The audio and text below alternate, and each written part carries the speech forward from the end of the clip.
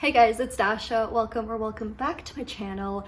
Today I wanted to talk to you guys about the best and the most surprising books of 2024. I've been saying that 2024 is a bit of a weird reading year for me. If you follow me over on TikTok, you will kind of see how chaotic my reading has been, but I've been pretty consistent over there. So if you follow me there, you will have seen some of these because I definitely had a back heavy reading year in terms of really good books.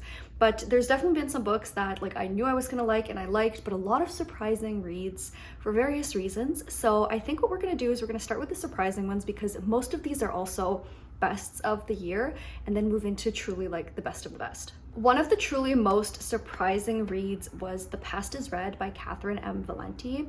This is a short kind of sci-fi, I don't know what you would really call this because it is definitely fantastical, but I guess leans more into sci-fi because you are following people who are living on Earth on the heels of a climate crisis.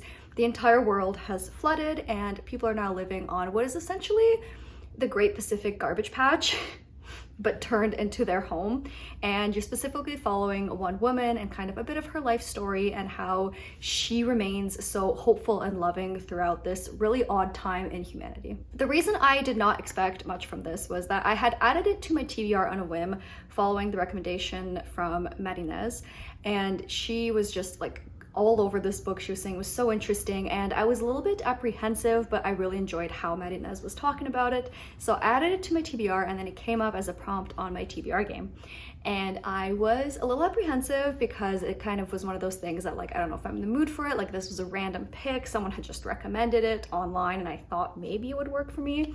And it worked for me. This is a very weird book. I don't think everyone is gonna like it, but it definitely worked for me in its weirdness. It's got a lot to say about how we exist right now in this consumer culture and what kind of effects it will have on those who come after us. It was definitely sad at parts too and really brutal weirdly, but the tone of it was so interesting and the way that the author approached these discussions just made it for a really unique read. I genuinely have not read anything like this book and I don't think I ever will. And that's okay, I was good for that. In a similar vein, one of my prompts in my TBR game is to just pick a random book off Instagram. Literally open the app, the first book I see in a photo, not a video, that is released and published. Doesn't have to be on my TBR, doesn't have to be on my shelves, just the first book I see, or if it's in a group of books, like this one, just pick one book that I've either heard of at least or that looks the most interesting. And so I picked up The Unbearable Lightness of Being by Milan Kundera a few months ago, and this blew my mind.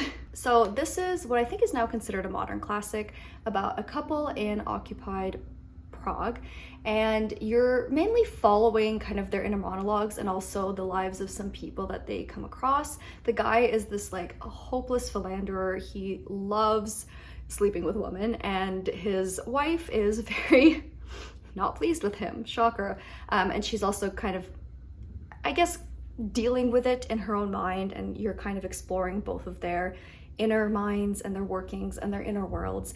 But really this is a story about, as the title would suggest, the unbearable lightness of being, how our very existence is so absurd and not consequential, and what that means for our choices and how we exist as people. So obviously, considering this was a completely random pick off Instagram, I had no idea what to expect.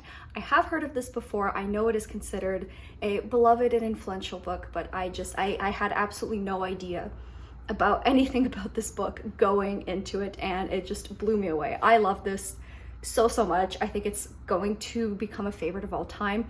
I don't know if it was a favorite of all time on the first read, just because it's such a weird book, a bit of a fever dream. The actual structure of it is quite unique, and there's parts that are fully philosophizing and others that are purely plot and dialogue. It's very unique, very different, but this is a book that I can sense becoming a favorite of all time down the line. I definitely want to reread it. I know there's so many things I missed on the first read. It's just very unique, very different, and it turned out was perfect for me.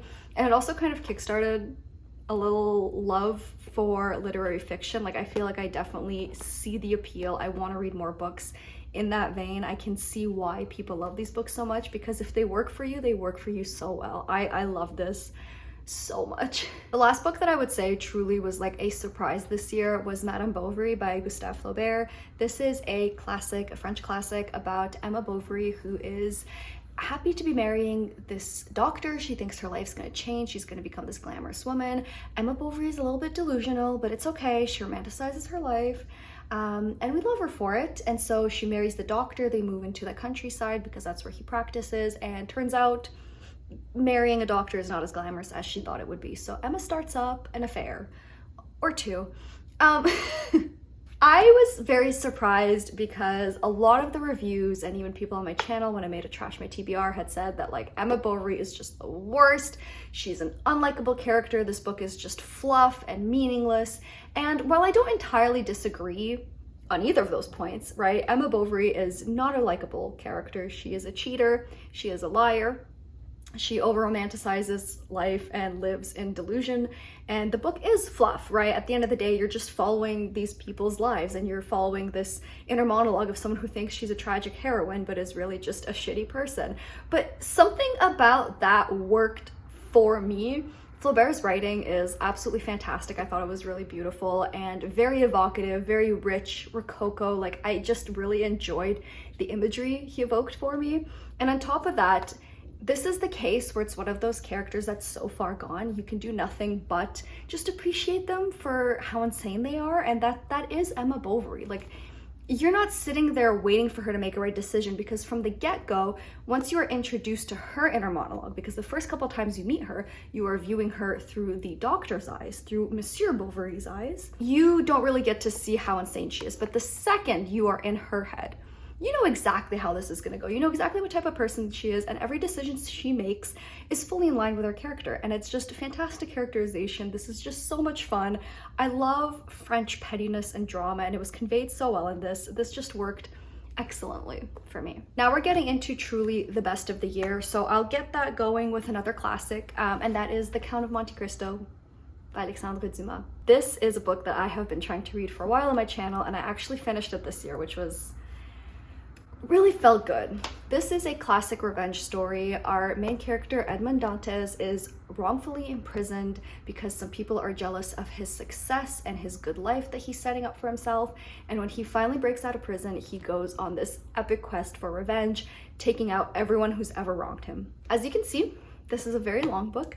I had to draw myself. I saw character charts online, right? Like flowcharts and family trees and all that. The problem is some of them had spoilers. So I had to make my own as I went, because this book is just that packed with characters and some of them have multiple names. But once you figure out who is who, right? Like, a lot of people give up, including myself, in like the middle of the book because it feels like it's kind of slogging. It's such delicious setup, or rather it's crucial setup for a delicious payoff at the end. Everything about this really worked for me. Yes, there was that one slower part, but once you understood why that was so crucial for setting up the Count's character and the characters of the people around him and who they really were and what their inner lives were like and their interpersonal relationships and drama, it just got so good. There was a serial killer, there were secret babies, there were bandits, there were pirates. There was just so much random shit, and I loved every minute of it. This is one of those classics where I can see why it has captured generations the way it has. It's just one of those timeless books, timeless stories.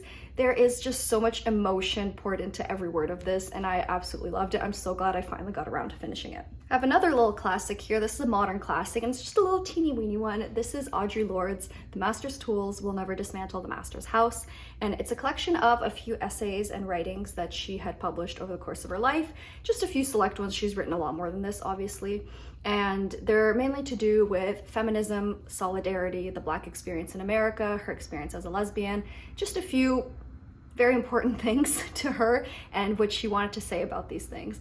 I loved every minute of this. I don't know if you can see, but my copy is annotated to hell because I just was hanging off of her every word.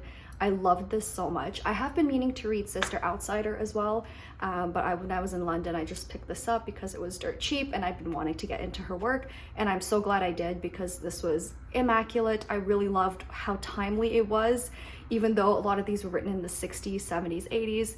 There's still so much relevance in here. I love the way she talks about women. I love the way she talks about solidarity and unity, and it's just so interesting, like I said, to see how this still applies today. I have a couple of nonfiction titles. I've read a lot of good nonfiction this year, but these two stood out to me. Maybe it's recency bias. I finished these the most recently, but they were definitely books that I thought were standouts. The first of these is Monsters by Claire Dederer. So this is, as the subtitle says, a fan's dilemma. Claire Dederer is exploring what we do with the art of monstrous people. What do we do with the art that is made by people we don't like? And how does that affect our viewing of that art? This is a book that definitely asks you to come in with an open mind. Claire is not sitting there trying to give you some kind of answer or magical formula to solve this dilemma. She's really taking a look at the audience itself. We know the stories of these people. We know who they are, we know what they've done, but what about the people who are still consuming their work? What does that say about us? What does that say about our relationship with other people, with the work, with the artist?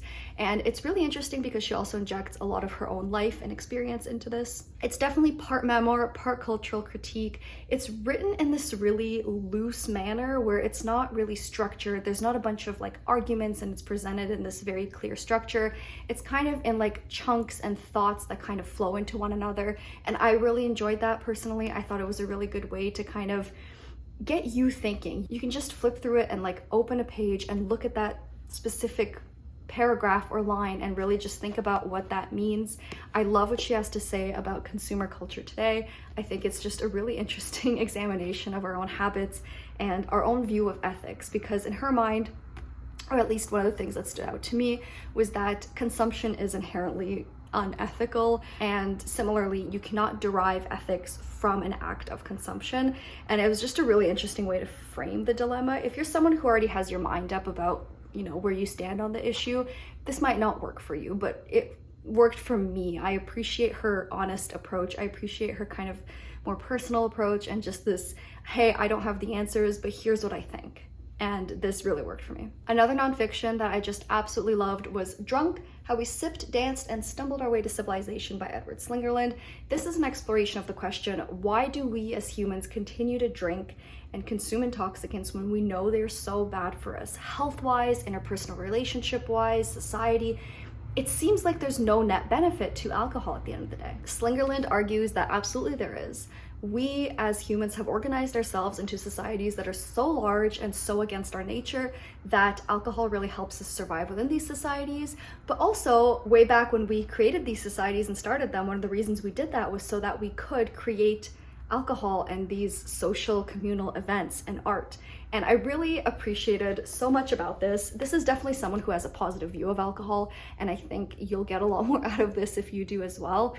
Unfortunately, if you've firsthand experience the negative effects of it, whether in your life, your work, or yourself and your relationship with alcohol, this might not work for you because it is overwhelmingly positive. He really argues that it is one of the bedrocks of civilization, and he really backs it up. He uses natural history, he uses archaeology and anthropology, he uses medical and psychological studies. Like, he puts a lot of effort into making you see his viewpoint. I loved the tone, I loved the inclusion of all the studies. I love that you can go and look up these studies for yourself and kind of see specifically what they're trying to say. He was very thorough. And, you know, he pulled out what he wanted to from them, but he also mentioned some other findings. Like, this was overall just so well researched, so well presented, and I loved every minute of it. This is what I love in nonfiction. This is why I love nonfiction. These little niche microhistories, explorations of very specific topics that just so fun. I think the lighting's changing, so I have to wrap it up, but that's good because we're at the end. I might as well group all of these in together, and that is The World of the First Law by Joe Abercrombie. So I have read the first 4 books. It's flying.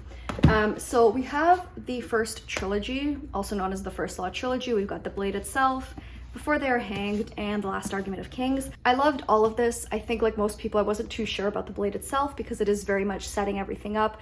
But I think by the end of this trilogy, you really come to understand Abercrombie and his point of view. Oh, I didn't mention it, but this is a fantasy trilogy following a little cast of characters moving through this very dark fantasy world. War is about to come knocking, and you're kind of seeing everyone organize themselves, and there's a lot of politics and there's a lot of different cultures clashing and different points of view. No one's really a good person, and that's especially true of the other book that I'll quickly mention. But this trilogy specifically is just an excellently done fantasy trilogy. Like, I really liked it. I loved the characters. I really loved Joe Abercrombie's dark humor and his tone and his point of view, and it's definitely also not for everybody, but it really worked for me. Like, this is an example of an excellent fantasy. This is how you do dark fantasy. This is how you do political fantasy. This is how you do character-driven fantasy, while also not losing sight of all the other good parts of fantasy. My favorite so far in this universe, though, has to be Best Served Cold. So this is a standalone that you're technically supposed to read after you read the first trilogy, but I personally think this would also be a good introduction into the world of the First Law. You're mainly following Monza Mercado, who is a mercenary, a sellsword, and she gets betrayed and thrown off a cliff by people she thought she trusted, and so she goes on an epic revenge quest to kill every single man who was in the room that day. You get a cast of characters who, like, none of them trust each other, but they're all there. They're all trying to pursue this goal because Monza's gonna pay them to, but then you kind of think that they're gonna all like become friends, but then like they kind of don't because they're all terrible people. Again, very Joe Abercrombie. This was just fantastic. Like, in terms of one book, one story, one plot line, everything was so immaculately done. The right amount of time was spent on the right things. The character work was fantastic, even though a lot of these characters we only just met in this book. I loved everything about it. It was so well paced. It was so well written. It was fun. The atmosphere was great. Everything you would want out of a fantasy book, you get that in here. And this book is what cemented Joe Abercrombie as a new favorite author for me. I really liked the First Law trilogy, but this was art. This was spectacular. This was perfectly executed, and probably my favorite fiction of the year. Funny because we've got two revenge stories. I guess I have a type. But like, it's fantastic. It's gory, it's gross, it's brutal, it's not good people doing not good things, and I loved every minute of it. I think the light has like completely shit the bed by now, but that's okay because we're through. Let me know what your favorite read of the year was. I don't know if you guys, you know, kind of wait till December 31st to count that as your reading year, but I'd consider mine pretty much done, so whatever. If you're like me and you consider, you know, mid-December to be the end of your reading year, what was the best thing you read this year? I'd love to hear all about it. My social media is linked down below. You guys can always come talk to me there. And other than that, thank you so much. Thank you so much for being here and for watching, and I'll see you next time. Bye!